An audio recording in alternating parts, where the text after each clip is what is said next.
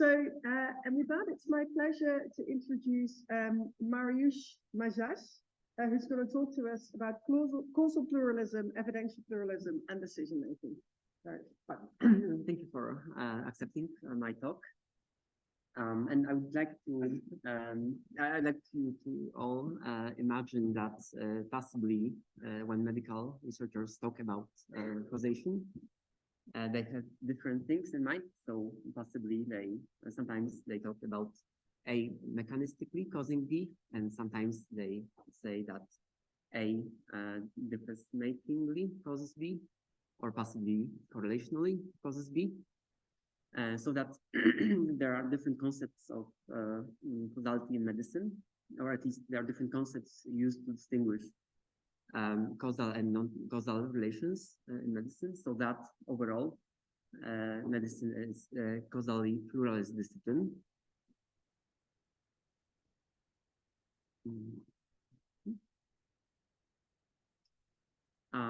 Well, so basically, I want to argue that there are three concepts of causal relation or causality in medicine. And I will define them later. So I will argue that there is probabilistic causality, mechanistic causality, and manipulationist causality. And these different types of causal claims can be used to decide about different types of clinical decisions or clinical actions. So I'll argue that probabilistic causal claims allow you to make predictions, and I will define them later. Mechanistic causal claims allow you to interfere with mechanisms, but they do not warrant effects, such as in the case of manipulationist causal claims. And finally, the manipulationist causal claims allow you to make interventions in the strict sense, such as, for example, Woodward's sense of intervention, so that you intervene on A to have an impact on B. And as we all probably know, there's a long debate about what is the concept of causality adequate to medicine or biomedical research in general. And I think that you can summarize the debate just by saying that all philosophical views on what causality is, or what is the concept of causality, have been pointed at as a view adequate to medicine. And also causal pluralism has been supported. And in particular, in 2016, Alex Broadbent with his co-authors argued for causal pluralism. They used the notion of pragmatic pluralism, and they argued that the dominant approach to causal inference in medicine, so potential outcome approach, is too strict about what kind of causes we can study in medicine. And on this ground, they argued that medical researchers should be pluralists about the notion of cause. And in some sense, I developed this argument by pointing out that different types of causal claims can be used in different ways. But also my talk has quite a different purpose, because I try to argue that medical researchers, if you look at the actual research practice, and when you look at the evidence that is used to draw causal conclusions, then medical researchers as a group or the discipline is a pluralist discipline. So I try to make a descriptive claim. And as we know, and we could listen about evidential pluralism earlier. Frederick Causal and John Williamson argued in 2007 that we need both mechanistic evidence and difference-making evidence to establish causality. So that's the so-called Russo and Williamson thesis. And I do not disagree with this claim, but I interpret Russo and Williamson thesis as a normative claim about how causal inference should proceed in medicine. And in my talk, I try to argue, try to analyze medical practice, current medical practice, and I try to show that the actual practice is aligns with causal pluralism. But this doesn't exclude the possibility that evidential pluralism is right about how causal inference should proceed. So I think that we all agree that medicine is a pluralist discipline about research methods. And the plurality of research methods, or the whole set of research methods can basically be divided into three groups. So first, we have observational studies or observational epidemiology in humans. Second, we have laboratory experiments, both in vitro and animal studies that are not conducted on humans. And then we have interventional studies in humans, such as randomized control trials. And then the question that I try to address is whether these diverse research methods deliver different types of evidence for causality, and causality is just one thing. Or maybe those different research methods deliver evidence for different types of causal claims. So we have causality A, for example, based on randomized control trials, and causality B based on, for example, mechanistic studies conducted in a lab.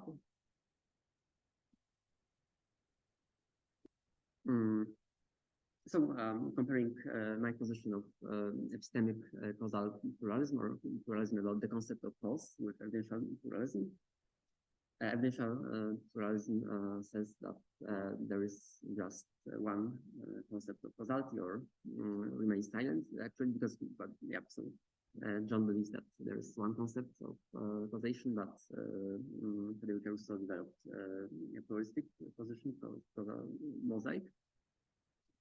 And this position can be read as either a normative or descriptive stance, and I think that it would be better for evidential pluralism to read Williams' sentence as a normative position and not a descriptive one. And instead, causal pluralism accepts that there are different types of evidence, but takes those different types of evidence as evidence for different types of causality. However, as I said, it is a descriptive argument, so I try to analyze the actual research practice of how causal claims are made in medicine.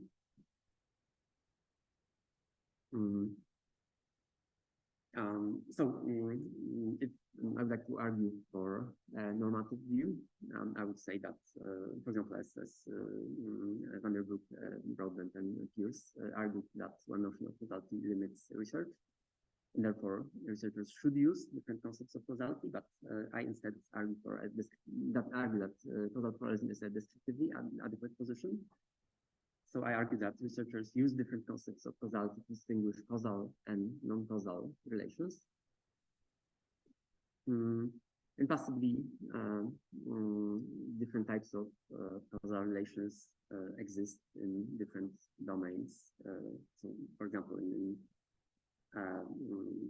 the reality that is studied by animal research might be concerned with different types of causality than the causal relations studied by randomized control trials. But actually, I remain silent about the ontology of causation in the paper that I'm presenting. So, epistemic causal pluralism, or pluralism about the concept of cause, can align with both ontological monism about causation or ontological pluralism. And I made the same argument about pluralism being an adequate position to economics. The argument is the same, that there are different types of studies in economics, and economists draw causal conclusions exclusively based on single types of evidence. And therefore, warrant or to make sense of this practice, economists must accept some version of causal pluralism. And also that three types of economic policy making that are similar to the types of clinical decisions that I will be talking about later. If you accept evidential pluralism or the Russo and Williamson thesis as a descriptive position, saying how research practice actually proceeds, and then the implication of evidential pluralism is that researchers do not establish causality based on a single type of evidence. So, for example, if they have only mechanistic evidence, they are not entitled to draw causal conclusions, or if they have only difference-making evidence, they are not allowed to establish causality because they need both the two types of evidence. However, I will show in the three case studies that will follow that medical researchers put forward causal conclusions based on evidence of a single type. So either mechanistic or difference-making evidence, and I further distinguish two types of difference-making evidence. So there is observational difference-making evidence or correlational evidence, and there is interventional evidence for difference-making. And I think that those two types of evidence are very different, in fact. So there are two types of causal claims that are supported by those types of evidence.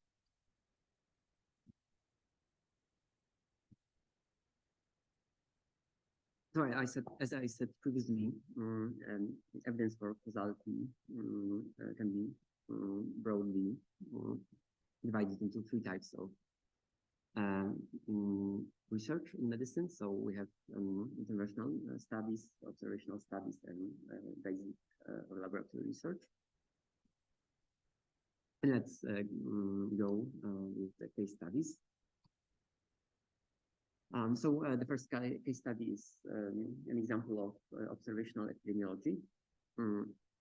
That's a study that put forward a causal conclusion that paternal age is related or causes the probability that children will suffer from autism. So the study establishes that children of older fathers are more likely to suffer from autism spectrum disorder than the children of younger studies.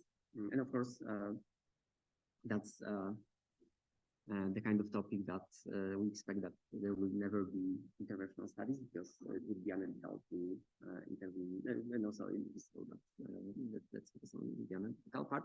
So it would be unethical to intervene and force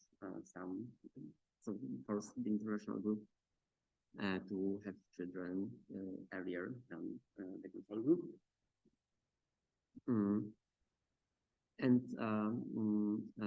But yeah, maybe I'll tell one more thing. So there is no interventional evidence, and there was no, and there is no. There was no interventional evidence at the moment when the study was published, and also there is no interventional evidence now. And also at the moment when the study was published, there was no mechanistic evidence. There were some mechanistic hypotheses put forward about some possible genes or like gene mutations affecting the risk of autism in offsprings. However, there was no specific mechanistic hypothesis about specific genes, for example, influencing autism in offsprings, and also there was no evidence for such specific mechanistic hypothesis. So it seems that there is only difference-making evidence, and in particular correlational evidence at the moment when this study was published and the causal hypothesis was formulated.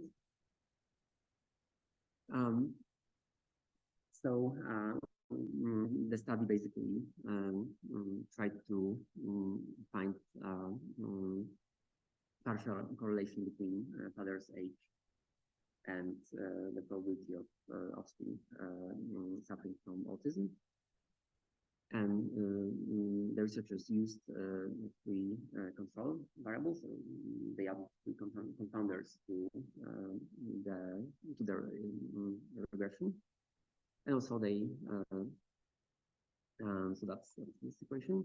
And they also calculated this simple regression with paternal age being the only explanatory variable.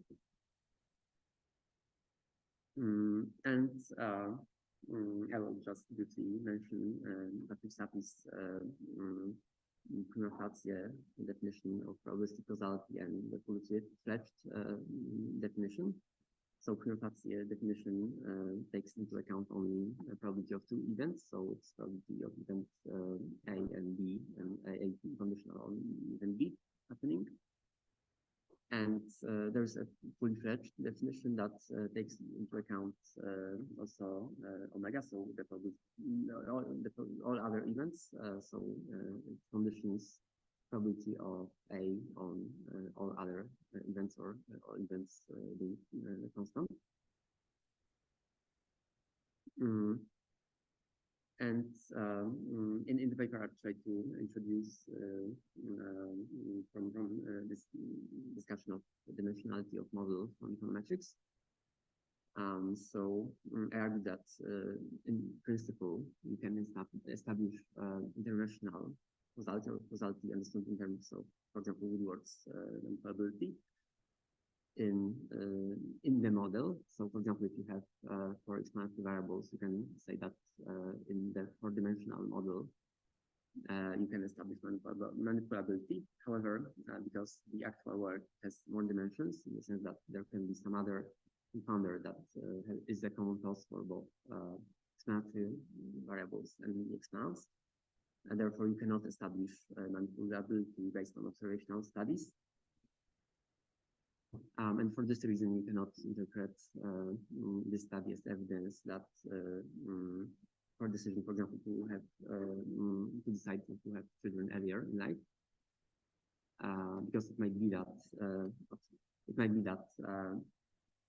the partial correlation between father's age and children's probability of suffering from autism is just a spurious correlation. However, it aligns with the notion of cause that lies somewhere in between this prima facie definition and fully-fledged definition. And the second type of evidence is mechanistic evidence. And here we have a study that based on laboratory research on animal, on cell line images, established that particular wavelength of blue light causes age-related macular degeneration in humans.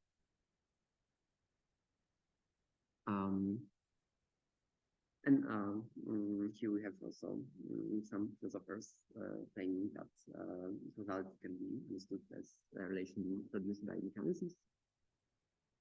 And it seems that since there was no differentiating evidence, there were some observational epidemiology studies that suggested that age-related macular degeneration can result from either exposure to blue light or ultraviolet light.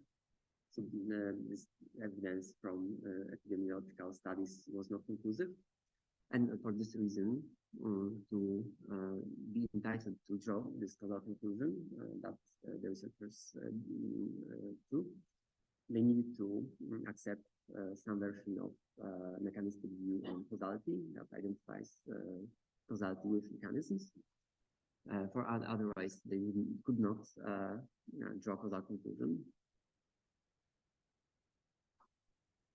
Because, as for example, we also argued it's controversial that mechanistic evidence not warrant a causal claim understood in terms of manipulability, because there might be other mechanisms that interfere with the operation of the mechanism that was discovered.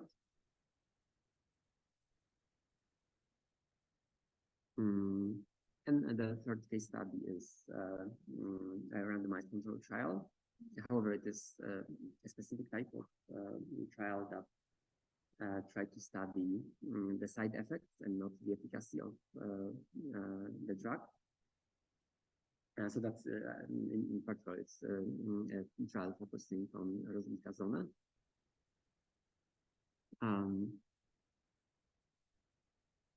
And what is important for my argument is that there was no mechanistic evidence. So it was known that there was observational evidence suggesting that rosnilimab might raise mortality by having an impact on heart failure. In particular, on a specific kind of heart failure. However, it was not known how the drug causes this effect. And for example, Nissen and Volskin, the meta-analysis that suggested this effect, said that it's very complex how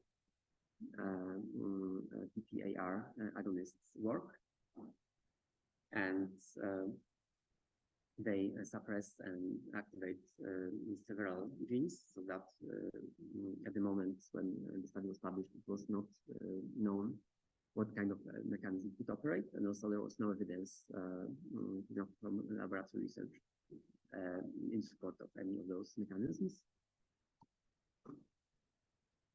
However, the study showed that one of the secondary effects was statistically significant, and mortality was higher in the treatment group.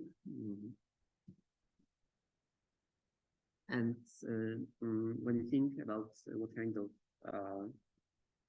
definition of causality the researchers can accept to be entitled to draw this causal conclusion, then I would argue that they cannot be evidential pluralists because there was no mechanistic evidence. So of course, you could argue that this RCT showed that there is a mechanism in operation.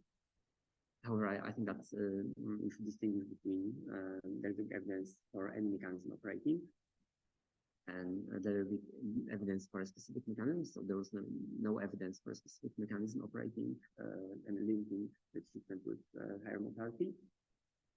So I argue in the paper that the researchers can either accept, for example, that it's a probabilistic definition of causality, or to be more extremely courageous, they can accept, for example, Manson Price agency theory that says that A causes B if an agent can manipulate A to have an impact on B. And another candidate would be Woodward's interventionist theory. However, Julian Rice and John Gilles argued that you cannot test that the experimental interventions in the actual RCTs do not align with the notion of intervention in Woodward's theory. And this notion, this theoretical interventions could only be introduced by the ideal RCTs. So for this reason, Manson Price theory seems a better candidate. And now I'll move to clinical practice, and I will show that the three types of causal claims warrant three types of clinical decision making. So first, predictions or actions are understood as interventions that do not change the relata of causal claim. So, for example, if we have a causal claim that X causes Y, such actions do not intervene on X to have an impact of Y, but use this partial knowledge of the causal structure to act in the world. So, for example, if we know that there is a correlation between barometer readings and storms, we cannot break the barometer to stop the storm from happening. However, we can use this knowledge, assuming that we don't know nothing about air pressure. we can use this knowledge about the correlation which passively is produced to act in the world, and for example, take umbrella or a raincoat when the barometer readings are low. So when it comes to mechanistic interferences, they do not warrant that the expected effects will follow. Those interferences create an environment for a mechanism to operate in that target, or on the other hand, some interferences can stop a mechanism from operating. So, for example, if you know that the blue light from LED lamps can cause blindness or age-related macular degeneration, we possibly should stop using the LED lights, and it does not warrant that none of us will suffer from age-related macular degeneration, but it stops one of the mechanisms that possibly create this disease from operating. In a similar vein, we can say that, for example, we can start smoking so that we can get heart disease. But of course, it's possible that this mechanism will not operate in our case, so the effect will not follow. Interventions in the strict sense resemble Woodward's notion of intervention and or medicine price theory, that we basically act on X to influence Y. So, for example, if we had a causal claim that from randomized trials that eating garlic cures common cold, and then we can act on X, that is eating garlic, to get better when we suffer from common cold. And it seems from my analysis that the movement of evidence-based medicine focuses on interventions in the strict sense. The reason is that systematic reviews and randomized control trials warrant or deliver evidence of high quality for interventions in the strict sense, or for manipulationist causal claims. And that's why they are prioritized. While if we accept the two types of causal claims established in medicine, then of course what follows, we cannot translate those causal claims. So, for example, if we have probabilistic causal claims, we cannot translate this notion of causality into manipulation notion to justify intervening in the world. However, what follows is that we have different types of evidence for different types of causal claims, and hence for different types of clinical decision making. And of course, I'm not saying that each type of evidence for each type of causality is of the same quality. Of course, the quality of different types of evidence stemming from different types of studies should be assessed. And that's the conclusion. So I argue that there are different types of evidence or different types of research methods in medicine that allow you to establish different types of causal claims. And I was making a descriptive claim that medical researchers do draw causal conclusions based on evidence of a single type. And to make sense of this practice, I argued that medical researchers as a group need to be pluralist about the concept of cause. And this, what follows from being a causal pluralist is that there are different types of causal claims that warrant interventions or clinical decision making about different types of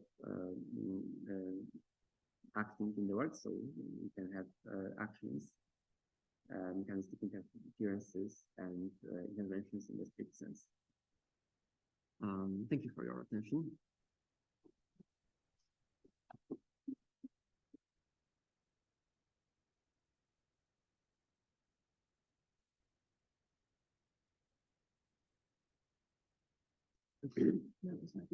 Yeah. But that was the end anyway. Yeah. Oh, wow. Perfect timing. If I've ever seen one. I'm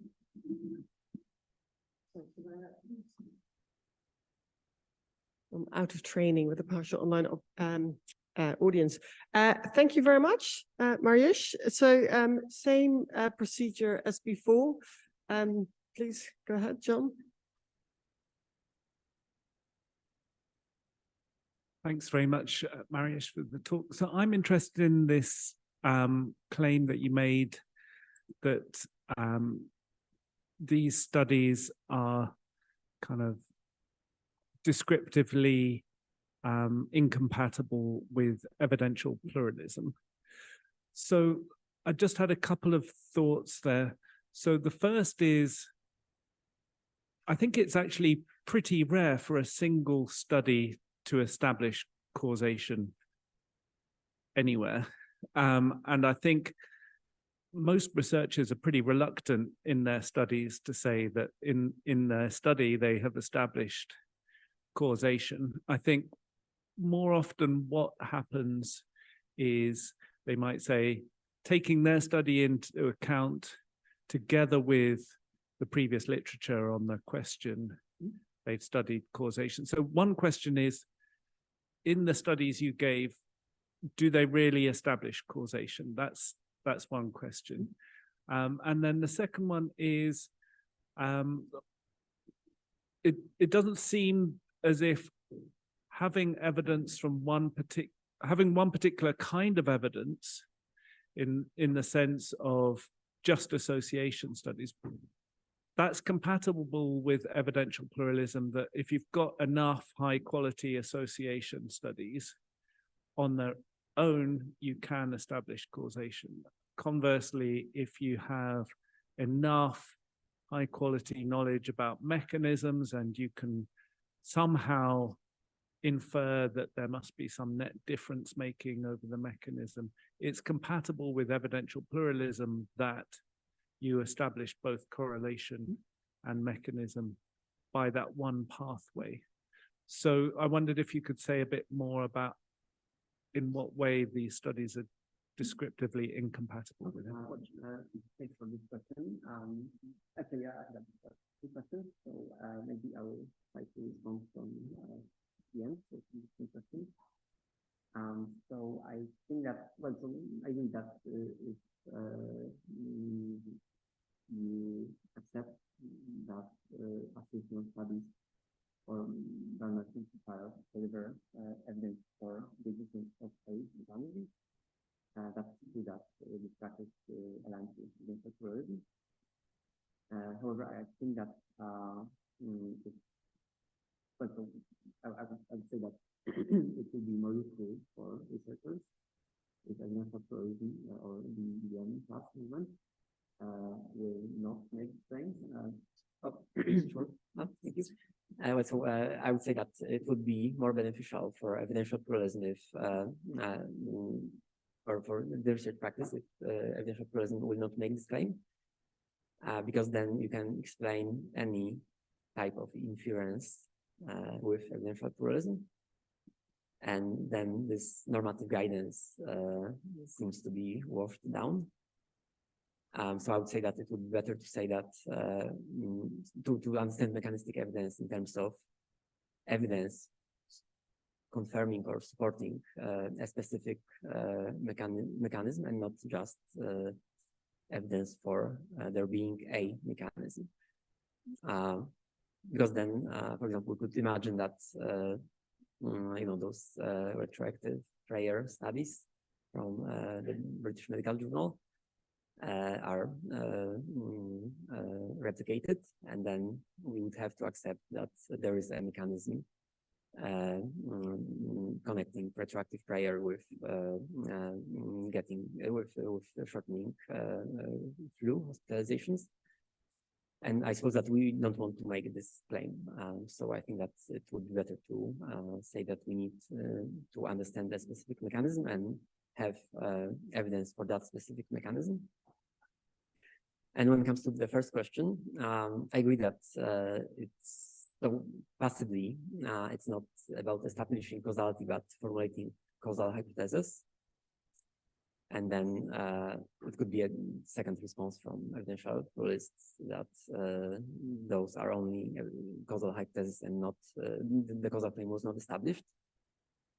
So I suppose that that's quite a good strategy, but and also that's true that researchers are in general reluctant and don't want to say that A causes B, and especially they don't use the word cause, or they do so very rarely. But when it comes to this particular study, I think that they see something like they use the word related. So possibly they could mean only correlation, but then they possibly could use just the word correlation if they didn't mean causation. And also I use, for example, argument by Sana Yukola that in general, this type of studies, so observational epidemiology, should be interpreted causally in cases when we will never be able to conduct a randomized control trial because of the nature of the phenomenon that is studied. And also what happens quite often, and maybe more in the social sciences, is that researchers refrain from direct causal talk in their paper. So they talk about correlations or relations between two variables, and then they draw or they formulate specific policy guidance based on that kind of study. So, for example, there's this famous paper by Carmen Reinhardt and Kenneth Rogoff from American Economic Review that was based just on very simple statistics, and it showed that there is a difference in average GDP growth between countries having different types of public debt. And of course, it's just correlational evidence in the strict sense, like not evidence for difference making relation. But they, at the end of the paper, they say that on this ground, the American budget should be cut so that indebtedness is lower. So it seems that they needed to have in mind that the causality was established by their study. And when it comes to those case studies, I try to choose that kind of studies where there is no other evidence for that causal claim. So I think that I know that there was a debate both in medicine and in social sciences, and there were some cases. So I think that Alex Brodman published in 2011 book chapter where there was this case with some advice, and the hospital in Austria reanalyzed in terms of whether there was mechanistic evidence or not. And I try to take very contemporary cases, and in those cases, researchers claim that there is no other evidence for this particular causal claim. So I think I addressed your worry.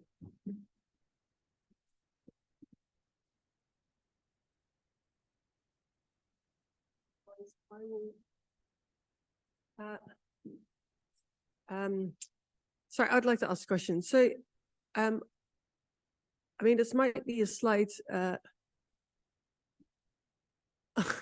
Well, okay, I see there's a comment in the chat saying that there's been difficulty understanding things online. I'm sorry about that. We should have let us know earlier in the future, and I will try and intervene with them. Yeah.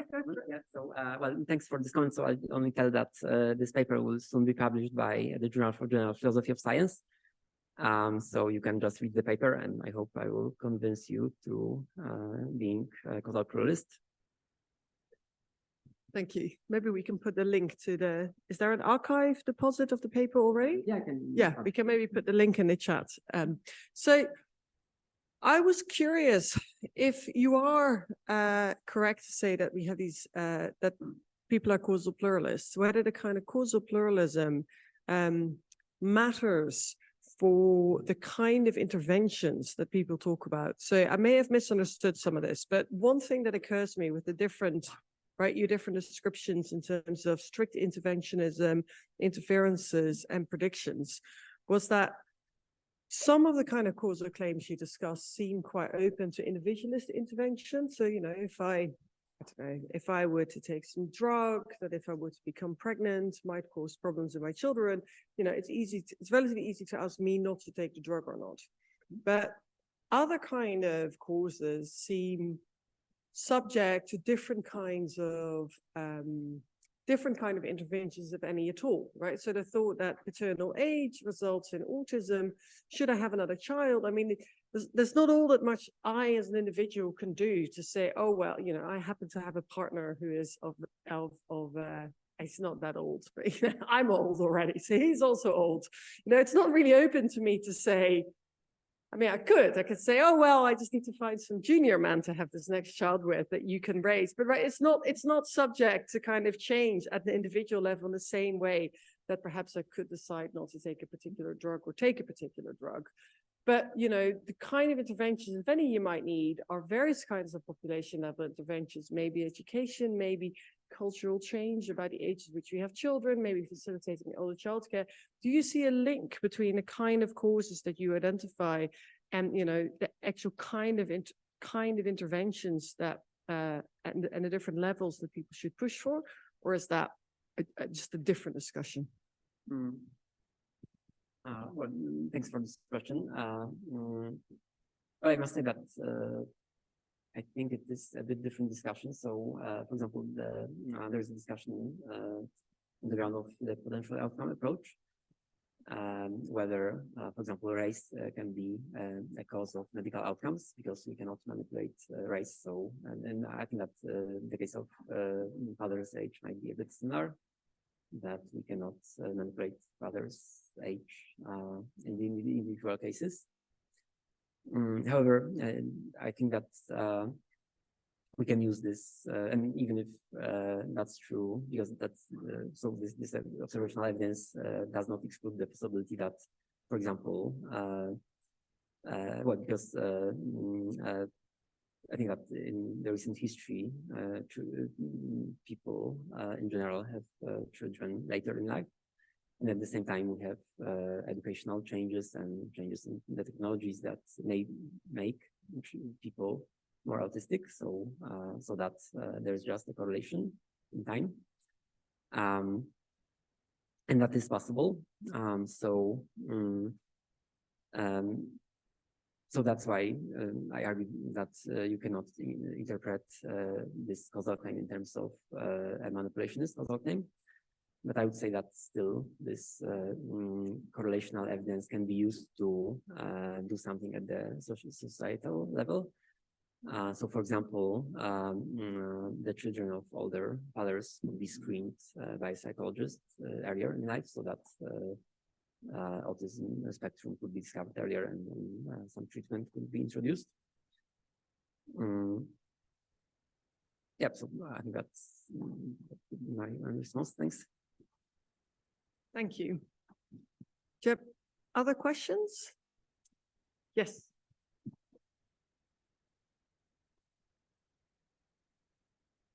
Thanks. So I was wondering if you could maybe, yeah, sorry if you said it already, and I'm asking you to repeat it, but so you're mentioning different causal relations as part of the causal pluralism claim rather than evidential pluralism, and then you connect that to methods used in medicine. So I was wondering what's your argument about or your kind of overall view about the relation between the evidence that different methods yield and there being different causal relations in the world.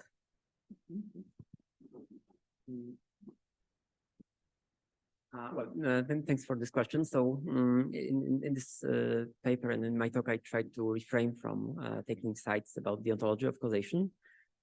So I think that I argue that medical researchers had different concepts of causality in mind when they were formulating causal conclusions. And it doesn't mean that there are different types of causal relations in the world. So it's possible that there's just one type of causation in the world. For example, that their causal relations mediated by mechanisms.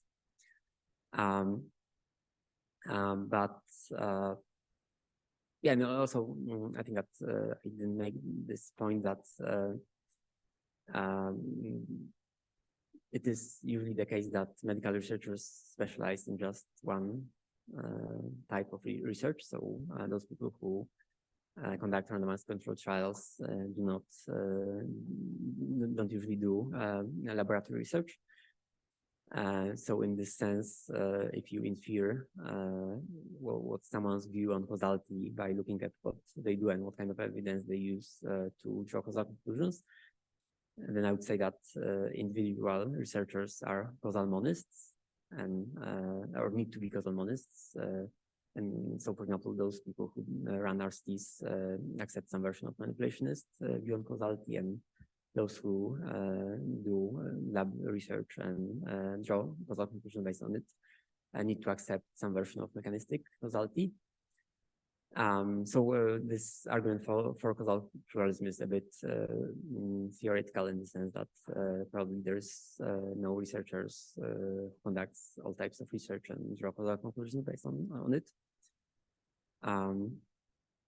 Yeah, so coming back to the ontology of causation, I think that both options are possible. So you can say that those different types of, or at least that there's this manipulationist causation and mechanistic causation.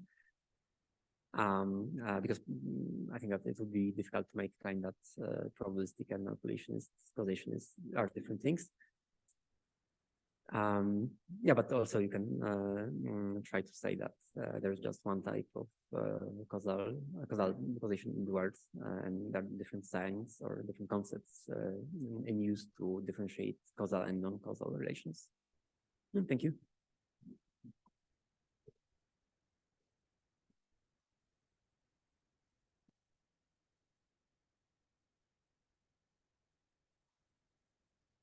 Thank you, Mariusz. My name is Shamila Souza. I'm associate researcher. My name is Shamila. I'm an associate researcher at Universidade Federal de São Paulo. I'm from Brazil. And I have a more pragmatic question because I work as a consultant to Ministry of Health, WHO, Oswaldo Cruz Foundation, that's a public health institution in Brazil. So I deal a lot with decision makers because I do knowledge translation on evidence generation and uses.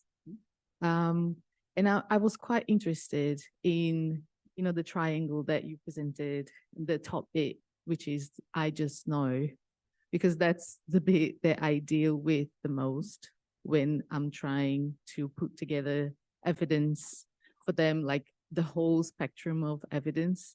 But the decision maker is always aiming to his preconceived ideas on the I just know top of the pyramid. So I was just wondering, so I have a question and then a request for anyone who would be interested.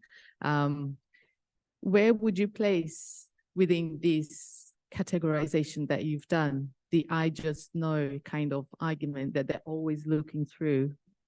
And if you would like to write a paper on it, trying to explain this for people who are actually translating knowledge, it will be like a really good argument for us when we are presenting data to have like a conceptual paper that conveys the ways that they look through evidence, always trying to search whatever it is that they have as a personal or professional previous experience within the field, which makes our lives very difficult for evading, the mechanistic or just trying to make sure that people understand that there's no causal relationship sometimes in a lot of the evidence that we're trying to translate, or just synthesize for them to, you know, have a look and make like very difficult decisions?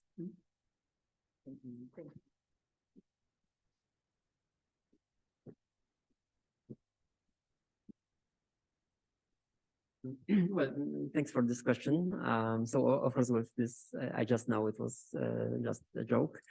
But when it comes to the practice of decision making and gathering evidence for decisions and for policies, I suppose that in practice, the case is that you are asked, but sometimes I suppose that it's the case that there is a problem in those people who make decisions are interested or look for the intervention that could solve the problem. But on the other hand, it's the opposite. So you have some kind of decision that, for example, a politician thinks about implementing, and then you are asked whether there is evidence for such a policy or such a decision to be made. So I suppose that the implication of my argument would be that if you can say that this decision is concerned, for example, with intervening in the strict sense, or with it's more kind of decision concerned with predictions, then you have to look for different type of evidence. So I think that my argument can be read as claiming that if, for example, you have this intervention in the strict sense, then you need to find evidence for manipulability and not only observational evidence. So sometimes I suppose that that kind of evidence might be missing, but and then maybe other approaches could be used.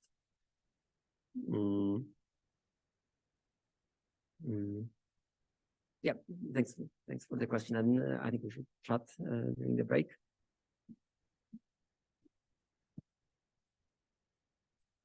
I think I've never seen a question before, which is like, please, can you go and write write a paper on this further topic?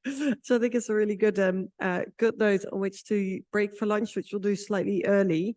So therefore, can everyone please be back punctually at 1:15 for our next session? Mariusz, thank you very much.